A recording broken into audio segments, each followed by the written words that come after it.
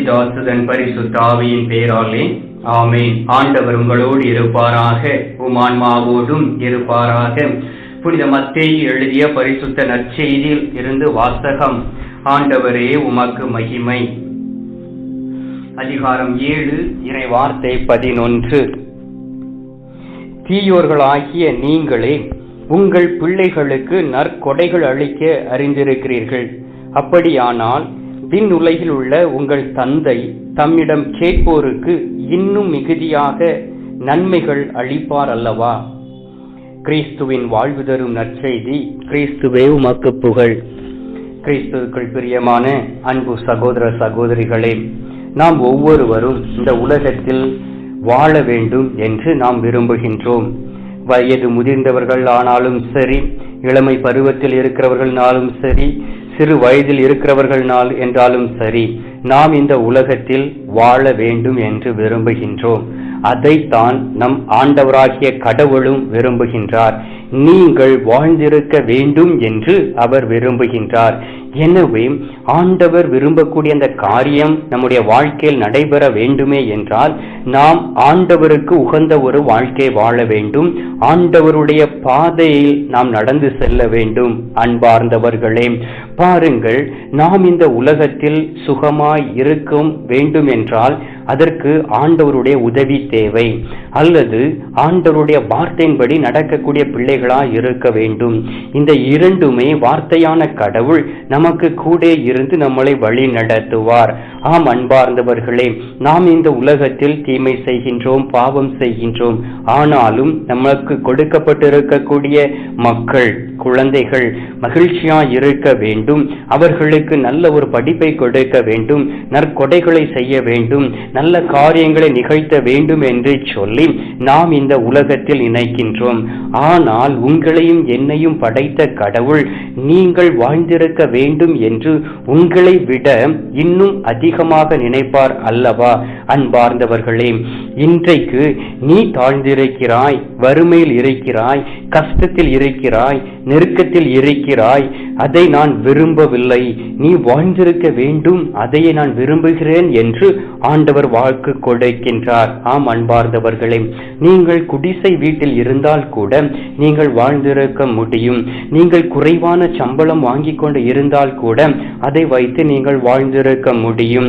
நீங்கள் பெரிய பணக்காரனாக இருந்து கடன் வாங்கி பெரிய மாளிகைகளில் இருந்து பெரிய மாளிகளை கட்டுவதற்கு கடன்களை வாங்கி கட்ட வேண்டும் என்பது கடவுளுடைய விருப்பம் இல்லை.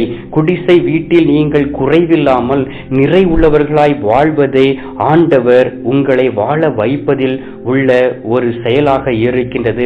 பெரிய வீடுகளில் கடன் வாங்கி வாழ்வதை விட குடிசை வீட்டில் மனமாற நாம் உண்டு கழித்து வாழ்வது ஆண்டோடைய விருப்பம்.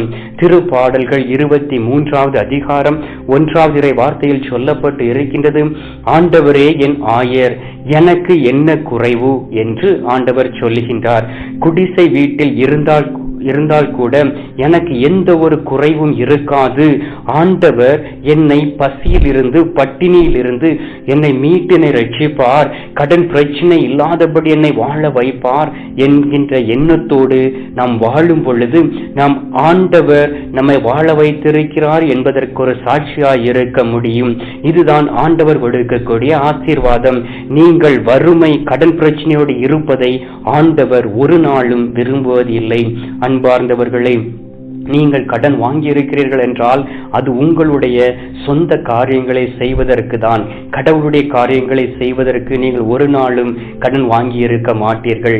நீங்கள் மகிழ்ச்சியாய் இருக்க வேண்டும், என் பிள்ளைகள் மகிழ்ச்சியாய் இருக்க வேண்டும், என் உறவினர்கள் நன்றாக இருக்க வேண்டும், என்னுடைய மனைவி கணவர் நன்றாக இருக்க வேண்டும் என்கிற எண்ணத்தோடு கடன்களை வாங்கி கடன்பட்டு எல்லாவற்றையும் இழந்து போய் இருக்கக்கூடிய அநேக குடும்பங்கள் உண்டு.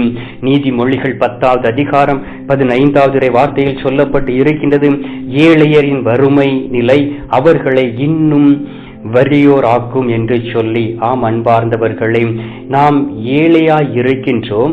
இன்னும் கடன் வாங்கினால் இன்னும் வறுமைக்குள் கடந்து சென்று விடுவோம், வறியவராய் ஆகிவிடுவோம், இருக்க வீட்டை கூட நாம் இழந்து போய் விடுவோம். எனவே எப்பொழுதும் வறுமை, தரித்திரம், எவ்வளவு பணம் வந்தாலும் ஒரு மிச்சமில்லை, ஒரு ஆசீர்வாதம் இல்லை. இப்படியெல்லாம் வருகிற வருமானத்தில் ஒரு நிறைவான ஆசீர்வாதத்தை தருவதுதான் ஆண்டவருடைய ஆசீர்வாதம். எனவே எப்பொழுதும் தரித்திரம், எனக்கு பணம் காணாது, எனக்கு சொத்து காணாது என்று சொல்லி நாம் இருந்தோம் என்றால் நாம் ஆண்டவர் கொடுக்கக்கூடிய ஆசீர்வாதத்தை பெற்றுக்கொள்ள முடியாது. நீங்கள் வாழ்ந்திருக்க வேண்டும் என்று ஆண்டவர் விரும்புவது ஒரு கேள்விக்குறியாய் மாறிவிடும். அன்பார்ந்தவர்களே, எனக்கு தெரிந்த ஒரு சகோதரி, அவருடைய கணவருக்கு 12,000 ரூபாய் தான் சம்பளம் வாங்கி கொண்டு இருக்கின்றார். அவர்களுக்கு ஒரு குழந்தையும் இருக்கின்றது. ஒரு நாள் அந்த சகோதரி என்னோடு பகிர்ந்து கொண்டார் அந்த வாழ்க்கையை, எவ்வாறு ஆண்டவர் ஆசீர்வதித்திருக்கிறார் என்று சொல்லி. அவர்கள் ஒரு வாடகை வீட்டில் தான் இருக்கிறார்கள். இப்பொழுது ஒரு சிறிய வீட்டை கட்டி கொண்டு இருக்கிறார்கள். நான் அவர்களிடம் கேட்டேன், உன்னுடைய கணவர் கொடுக்கக்கூடிய அந்த வருமானம் போதுமானதாய் இருக்கின்றதா? எப்படி இந்த வீட்டை கட்டி கொண்டு இருக்கிறீர்கள் என்று சொல்லி. அந்த சகோதரி அழகாக சொன்னார், ஃபாதர், எனக்கு வரக்கூடிய, என்னுடைய கணவருக்கு வரக்கூடிய இந்த வருமானத்தை கொண்டு நாங்கள் மகிழ்ச்சியாக இருக்கின்றோம், எங்களுடைய தேவைகளை சந்திக்கின்றோம். அதில் வரக்கூடிய மிச்ச பணத்தை நாங்கள் சேர்த்து வைத்து இந்த நாளில் இந்த வீட்டை கட்ட தீர்மானித்து அதை கட்டி கொண்டு இருக்கின்றோம். அன்பார்ந்தவர்களே, இதுதான் ஆண்டவர் கொடுத்திருக்கக்கூடிய ஆசீர்வாதம். 1 லட்சம் சம்பளம் வாங்கிவிட்டு நீங்கள் 50 லட்சம் ரூபாய், 1 கோடி ரூபாய், 10 லட்சம் ரூபாய் கடனை வாங்கி ஒரு வீட்டை கட்டுகிறீர்கள் என்றால் அது ஆண்டவருடைய ஆசீர்வாதமாய் இருக்க முடியாது. உங்களுடைய உழைப்பை ஆண்டவர் பார்க்கின்றார், உங்களுடைய நேர்மையை பார்க்கின்றார், உங்களுடைய தேவைகளை சந்திக்கின்றார். எனவே கடன் வாங்காதபடி நீங்கள் ஆண்டவருடைய பாதத்திலிருந்து ஜெபித்து ஆண்டவர் தரக்கூடிய அந்த ஆசீர்வாதத்தை பெற்றுக்கொண்டு நீங்கள் வாழக்கூடிய நேரத்திலே நீங்கள் வாழ வேண்டும் என்ற ஆண்டவருடைய விருப்பம் உங்களுடைய வாழ்க்கையில் முழுமையாய் நிறைவேறும். எனவே அன்பார்ந்தவர்களே, ஆண்டவர் கொடுக்கக்கூடிய அந்த செல்வங்களை கொண்டு மகிழ்ச்சியாய் இருக்க வேண்டும். சில குடும்பங்களில் கணவனும் மனைவியும் சந்திப்பார்கள். அவருடைய குழந்தைகள் கூட சம்பாத்தியம் செய்வார்கள், பெரிய பெரிய ஐடி கம்பெனிகளில் வேலை செய்து. ஆனால் பாருங்கள், அவருடைய குடும்பத்தில் சண்டை சச்சரவு இருக்கும், சமாதானம் இருக்காது. அந்த பணம் கூட அவங்களுக்கு போதாது. குடிவெறிக்கு அடிமையாய் இருப்பார்கள். எப்போ பார்த்தாலும் வீட்டில் பிரச்சனைகள் இருக்கும். அன்பார்ந்தவர்களே, நாம் இந்த உலகத்தில் வாழக்கூடிய வேளையில் எப்படி வாழ்கிறோம் என்பது மிகவும் அவசியம். இதில் இருந்து விடுதலை தர ஆண்டவர் விரும்புகின்றார். இந்த நாளில் ஆண்டவர் உங்களை ஆசீர்வதிக்க விரும்புகின்றார். அவரிடம் நிறைவான ஆசீர்வாதங்களை உண்டு. அவற்றை பெற்றுக்கொள்ள நாம் தகுதி உள்ளவர்களாய் இருக்கிறோமா என்பதை ஆய்ந்து அறிய வேண்டும். 1 தீமோத்தேயு 6வது அதிகாரம் 17வது வார்த்தையில் சொல்லப்பட்டு இருக்கின்றது, இவ்வுலகின் செல்வர்களாய் இருப்பவர்களுக்கு இவ்வாறு கட்டளையிடு, அவர்கள் மேட்டிமை உணர்வு கொள்ளலாகாது, நிலையில்லா செல்வத்தில் நம்பிக்கை வைக்காமல் நம்முடைய இன்பத்திற்காகவே எல்லாவற்றையும் நிறைவாக அளிக்கும் கடவுளை மட்டுமே எதிர்நோக்கி இருக்க வேண்டும் என்று அழகாக சொல்லுகின்றார். ஆம் அன்பார்ந்தவர்களே, கடவுள் மீது மட்டும் நம்பிக்கை வைக்க வேண்டும். சில பேர் சொல்வார்கள், இடம் பணம் இருக்கின்றது, சொத்து இருக்கின்றது, அதை வைத்து நான் எதுவும் செய்வேன் என்று சொல்லி. ஒரு கொரோனா நோய் வந்துவிட்டால் ஒன்றும் இருக்காது. அன்பார்ந்தவர்களே, அநேக குடும்பங்களை பற்றி நான் கேள்விப்பட்டு இருக்கின்றேன். இந்த நாட்களில் எவ்வாறு ஆண்டவர் ஆசீர்வதித்திருக்கின்றார், எவ்வாறு அவர்களை வாழ வைத்துக் கொண்டு இருக்கிறார் என்பதை, அதே போல் ஆண்டவரை தேடாதவர்கள் எவ்வாறு அழிந்து கொண்டு இருக்கிறார்கள் என்பதையும் நான் பார்த்து இருக்கின்றேன். எனவே நீங்களும் செல்வத்தின் மீது நம்பிக்கை வைக்காதபடி ஆண்டவர் கொடுத்திருக்கக்கூடிய ஆசீர்வாதம் போதும் என்கின்ற எண்ணத்தோடு ஆண்டவர் மீது நம்பிக்கை வைத்து வரக்கூடிய வருமானத்தின் மீது நம்பிக்கை வைக்காதபடி, உங்கள் பிள்ளைகளுடைய வேலையின் மீது நம்பிக்கை வைக்காதபடி, நீங்கள் வைத்திருக்கக்கூடிய வேலையின் மீது நம்பிக்கை வைக்காதபடி, நீங்கள் ஆண்டவர் மீதுடைய இரக்கத்தின் மீது நம்பிக்கை வைத்து ஆண்டவருடைய வழிமுறைகளில் நீங்கள் நம்பிக்கை வைத்து ஆண்டவர் கொடுத்திருக்கக்கூடிய நிறைவான ஆசீர்வாதத்தை கொண்டு நீங்கள் மகிழ்ச்சியாய் இருங்கள். ஆண்டவர் உங்களை கட்டி எழுப்புவார். ஆண்டவர் தரக்கூடிய அந்த மேன்மையான ஆசீர்வாதத்தை பெறக்கூடிய வேளையிலே ஆண்டவர் உங்களை வாழ வைத்துக் கொண்டு இருக்கிறார் என்பதற்கு நீங்களே சாட்சியாக நிற்க முடியும். எனவே அன்பார்ந்தவர்களே, இந்த நாளில் நாம் ஆண்டவரை நோக்கி ஜெபிப்போம், ஆண்டவருக்கு சாட்சியாய் இருப்போம். எங்கள் பரலோக தந்தையே, இயேசு கிறிஸ்துவே, தூயனல் ஆவியே, தந்தையே, இந்த அருமையான நாளுக்காகவும் இந்த காலை பொழுதிற்காக நன்றி சொல்லி உம்மை துதிக்கிறோம் சுவாமி. தகப்பனே, இந்த நாளில் நீர் எங்களுக்கு வாக்கு கொடுத்திருக்கின்றேன். நீங்கள் வாழ்ந்திருக்க வேண்டும், நீங்கள் சுகமாக இருக்க வேண்டும் என்று வாக்கு கொடுத்து இந்த நாளிலே நாங்கள் எங்களை வாழ வைத்துக் கொண்டு இருக்கிறவரே, உம்மை நன்றியோடு உம்மை துதிக்கிறோம் ஆண்டவரே. அநேக முறை என்னுடைய பிள்ளைகள் வாழ வேண்டும், என்னுடைய குடும்பம் மகிழ்ச்சியாய் இருக்க வேண்டும், என்னுடைய கணவர் மகிழ்ச்சியாய் இருக்க வேண்டும், வேலை செய்த இடத்தில் எந்த ஒரு தடையும் வரக்கூடாது என்கின்ற எண்ணத்தோடு ஒவ்வொரு நாளும் தகப்பனே நாங்கள் எங்களுடைய சொந்த நலனுக்காக உம்மை தேடி வந்த நாட்கள் உண்டு ஆண்டவரே. அதன் மூலம் தகப்பனே எங்களுடைய வாழ்க்கையில் வறுமை, தரித்திரியம், எங்கள் வாழ்க்கையில் எவ்வளவு பணம் வந்தாலும் அது எங்களுக்கு ஒரு மிச்சம் இல்லை. எங்களுடைய தேவைகள் அதிகமாய் வருகின்றது.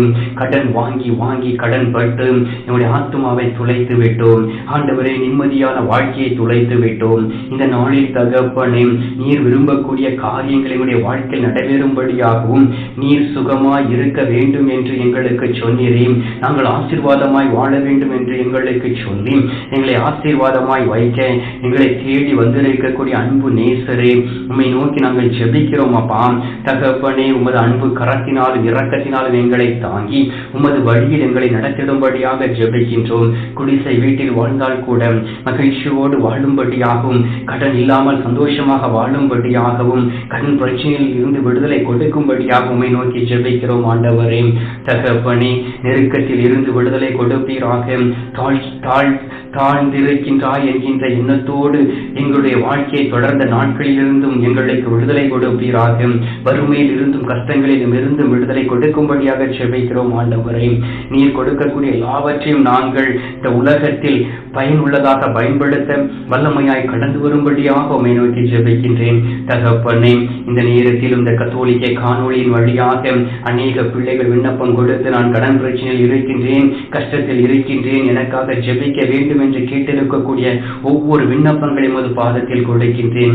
அவர்களும் வாழ்ந்திருக்கும்படியாக, குடும்பத்தில் இருக்கக்கூடிய பிரச்சனைகள் மாறும்படியாக, கடன் பிரச்சனையிலிருந்து விடுதலை வரும்படியாக, ஆண்டவரே என் ஆயர் எனக்கு ஒரு குறைவும் இல்லை என்று சொல்லக்கூடிய ஒரு மனநிலையை அவருக்குள் கடந்து வரும்படியாக உம்மை நோக்கி ஜெபிக்கிறேன். இப்படிப்பட்ட ஆசீர்வாதத்தை பிள்ளைகளுக்கு நீர் கொடுப்பீராக.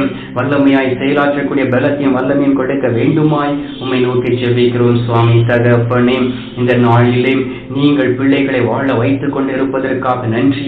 ஒவ்வொருவரையும் பலப்படுத்தி ஆசீர்வதித்து விட்டதற்காக உமக்கு ஸ்தோத்திரம், ஸ்தோத்திரம், ஸ்தோத்திரம். மீட்பெரும் இரட்சகருமான இயேசுவின் திருக்கரத்தில் ஒப்புக் கொடுத்து எங்கள் தாய் கன்னிமரியாள் வழியாக ஜெபிக்கின்றோம் எங்கள் நல்ல தந்தையே, ஆமென். பரலோகத்தில் இருக்கிற எங்கள் பிதாவே, உம்முடைய நாமம் அர்ச்சிக்கப்படுவதாக, உம்முடைய ராஜ்யம் அருக, உம்முடைய சித்தம் பரலோகத்தில் செய்யப்படுவது போல பூலோகத்திலும் செய்யப்படுவதாக. எங்கள் அனுதின உணவை எங்களுக்கு இன்று அளித்தருளும். எங்களுக்கு தீமை செய்கிறவர்களை நாங்கள் பொறுப்பது போல எங்கள் பாவங்களை பொறுத்தருளும். எங்களை சோதனை விளைவிடாதையும் தீமையிலிருந்து எங்களை ரட்சித்தருளும். ஆமென். அருள் நிறைந்த மரியே, வாழ்க, கர்த்தர் உடனே பெண்களுக்குள் ஆசீர்வதிக்கப்பட்டவள் நீர். உம்முடைய திருவயிற்றின் கனியாகிய இயேசுவும் ஆசீர்வதிக்கப்பட்டவரே. அஜிஷ்ட மரியே, சர்வேசனுடைய மாதாவே, பாவிகளா இருக்கிற எங்களுக்காக இப்பொழுதும் எங்கள் மரண நேரத்திலும் வேண்டிக் கொள்ளும். ஆமென். பிதாவுக்கும் சுதனுக்கும் பரிசுத்த ஆவிக்கும் மகிமை உண்டாவதாக. ஆதியில் இருந்தது போல இப்பொழுதும் எப்பொழுதும் என்றென்றும் இருப்பதாக. ஆமென். அன்பார்ந்தவர்களே, ஆண்டவர் நம்முடைய ஜெபத்தை கேட்டிருக்கின்றார். இந்த நேரத்தில் நீங்கள் வாழ்ந்திருக்க வேண்டும் என்பதற்காக உங்களுடைய வீட்டில் கடந்து வந்து உங்களை ஆசீர்வதிக்கப் போகின்றார். எனவே ஆண்டவர் தரக்கூடிய ஆசீர்வாதத்தை பெற்றுக்கொள்வோம். எல்லாம் வல்ல இறைவன் பிதா, சுதன், பரிசுத்த ஆவி உங்களை ஆசீர்வதிப்பாராக. ஆமென்.